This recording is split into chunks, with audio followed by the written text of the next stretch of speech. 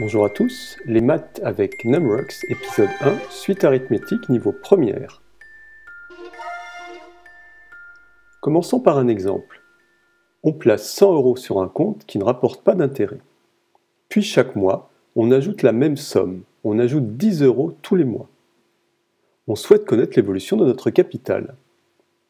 L'évolution de notre capital peut être représentée dans un tableau. Au début, nous avons placé 100 €. Au bout du premier mois, nous rajoutons 10 €. Nous avons donc 110 €. Le deuxième mois, nous ajoutons encore 10 €, ce qui nous fait 120 €. Le troisième mois, nous ajoutons encore 10 €, ce qui nous fait 130 €, etc. Dans la ligne du haut, figurent des nombres entiers, 0, 1, 2, 3, etc. Ce sont donc des éléments de l'ensemble grand N. Dans la ligne du bas, figurent des sommes qui, d'une manière générale, sont des nombres réels, donc des éléments de l'ensemble grand R. Notons petit n les valeurs figurant sur la ligne du haut. Première case, petit n égale 0, deuxième case, petit n égale 1, etc. Et notons U indice n les valeurs figurant sur la ligne du bas. Les U indice n sont des éléments de R. U0 vaut 100, c'est la valeur initiale. U1, la valeur au bout d'un mois, c'est 110. U2, c'est la somme dont nous disposons au bout de 2 mois, 120 €, etc.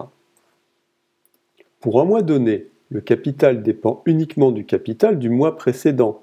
Par exemple, au deuxième mois, 120 € s'obtient en ajoutant à 110 € le capital que nous avions au premier mois, la somme de 10 €, puisqu'on ajoute toujours la même somme. Nous pouvons représenter les choses sous la forme d'une équation UN plus 1 égale UN plus 10, exemple 120 égale 110 plus 10. Pour obtenir le montant dont on dispose à un mois donné, on prend le montant du mois précédent, UN, et on ajoute 10. En mathématiques, on dit qu'il s'agit d'une suite arithmétique. Le terme de rang 0 est appelé premier terme, ici U0 vaut 100. Et on ajoute toujours la même valeur, ici 10 €. Cette valeur est appelée la raison de la suite arithmétique. On la note par la lettre R. Donc ici, R, ça vaut 10. Et si on essayait avec la calculatrice Numworks? Allumons la calculatrice, naviguons dans les menus, nous sélectionnons l'application Suite. On obtient l'écran suivant et on va ajouter notre première suite. La calculatrice nous demande de choisir le type de suite. À l'aide des boutons de navigation, nous descendons d'un cran et nous choisissons Suite récurrente d'ordre 1. On presse alors OK et on va nous demander d'éditer la forme de UN plus 1. Ici, UN plus 1, nous allons écrire U entre parenthèses N plus 10. On va donc obtenir dans la ligne du haut U indice N plus 10. Puis il nous faut renseigner la valeur de U0. Ici c'est 100. Et il ne reste plus qu'à afficher le tableau de valeurs. Dans ce tableau de valeurs, nous voyons que notre valeur initiale pour N égale 0 c'est 100, qu'au bout d'un mois nous avons 110 €, au bout du deuxième mois 120 €, etc. Est-ce qu'on peut avoir la représentation graphique de la suite? Pour cela, il suffit de sélectionner graphique dans la zone supérieure. Nous obtenons alors un ensemble de points. À la différence d'une fonction, on obtiendrait quelque chose de continu. Ici, nous avons quelque chose de discret, un ensemble de points. Pour une suite arithmétique, les points sont alignés selon une droite. Passons maintenant à quelques définitions et propriétés relatives aux suites arithmétiques. Définition. On appelle suite arithmétique de raison petit r toute suite définie par la relation de récurrence UN plus 1 égale UN plus R, où petit r est un nombre réel. Donc chaque terme est obtenu en prenant le terme précédent et en ajoutant la raison. La relation UN plus 1 égale une fonction de UN est appelée définition par récurrence d'ordre 1. Remarque, une suite arithmétique est entièrement définie par deux valeurs, petit r la raison et U0 le premier terme. Deuxième remarque, la représentation graphique d'une suite arithmétique est un ensemble de points alignés sur une droite, comme on l'a vu tout à l'heure sur le schéma proposé par la calculatrice Numworks. Définition, certaines suites, dont les suites arithmétiques, disposent d'un autre type d'expression dite définition explicite de la suite, comme ça se passe pour les fonctions.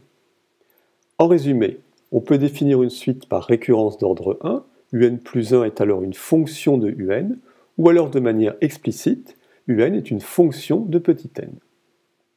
Théorème. Une suite est arithmétique si et seulement s'il existe deux réels A et B, tels que pour tout entier naturel petit n, UN est égal à AN plus B. A est la raison de la suite, B est le premier terme, et on a donc la formule UN égale U0 plus NR. Comme pour une fonction, on peut se demander si une suite est croissante ou décroissante. Cependant, pour une fonction, la monotonie, c'est-à-dire le fait d'être croissant, décroissant ou encore constant, se considère toujours sur un intervalle. Pour les suites, on ne prend pas en considération un intervalle, on prend l'ensemble des valeurs de petit n. Une suite arithmétique dont la raison est positive est une suite croissante. Exemple, UN plus 1 égale UN plus 10. 10 est la raison est positive, la suite est croissante. Une suite arithmétique dont la raison est négative est décroissante. Exemple, UN plus 1 égale UN moins 5. Comment démontrer qu'une suite est arithmétique? Pour démontrer qu'une suite est arithmétique, on montre que la différence UN plus 1 moins UN, quel que soit l'entier naturel n, est constante. Cette constante n'est autre que la raison de la suite arithmétique. Passons maintenant à un deuxième exemple. Votre grand-mère commence d'abord par vous donner 1 euro. Votre grand-mère vous donne 1 euro et chaque jour, elle vous donne la même somme augmentée de 1 euro. Combien avez-vous en poche au bout d'une semaine? Votre grand-mère vous donne donc 1 euro le premier jour, 2 euros le deuxième jour, 3 euros le troisième jour, 4 euros le quatrième jour, 5 euros le sixième jour, etc. Représentons chaque somme versée par la grand-mère à l'aide d'une suite UN. Et nous commençons à n égale 1, et non pas comme tout à l'heure à n égale 0. Il n'est en effet pas nécessaire que le premier terme soit le terme de rang 0. Cela peut être le terme de rang 1, ou encore le terme de rang 2, et pourquoi pas le terme de rang 3. Ici, nous choisissons une suite qui commence à 1. Pour n égale 1, U1 vaut 1 euro. Pour n égale 2, U2 vaut 2 euros, etc. Ce sont les sommes versées chaque jour par la grand-mère. Mais cette somme, ce n'est pas le montant que vous avez en poche. Le montant que vous avez en poche, c'est une autre suite que nous notons grand S de n. Donc la suite UN représente les sommes versées chaque jour par la grand-mère, alors que la suite Sn représente ce que nous avons effectivement en poche. La suite UN n'est autre qu'une suite arithmétique de premier terme U1 égale 1 et de raison R égale 1. Saisissons cette suite sous numworks. UN plus 1 égale UN plus 1 et U0 vaut 0. Alors nous faisons cela de manière artificielle parce que sous cette calculatrice, il n'est pas possible dans la version actuelle, et nous espérons que la prochaine mise à jour corrigera cette petite imperfection, il n'est pas possible d'indiquer que l'on commence à n égale 1. Donc artificiellement nous mettons U0 égale 0. En réalité nous ne commençons vraiment quand n égale 1. Afin de tenir compte du fait que nous commençons en fait à n égale 1, mais ça ne va pas nous servir finalement à grand chose, nous indiquons dans les valeurs du tableau que n commence à 1. Le tableau de valeurs est donc conforme à ce que nous attendions, et nous obtenons une correspondance entre n et un, et évidemment un est égal à petit n. La représentation graphique de cette suite est sans surprise, puisque cette suite n'est autre que la représentation graphique des entiers naturels. En appuyant sur OK, nous sélectionnons somme des termes. On commence par sélectionner le premier terme, ici le terme de rang 1, et puis le dernier terme, le terme ici de rang 7.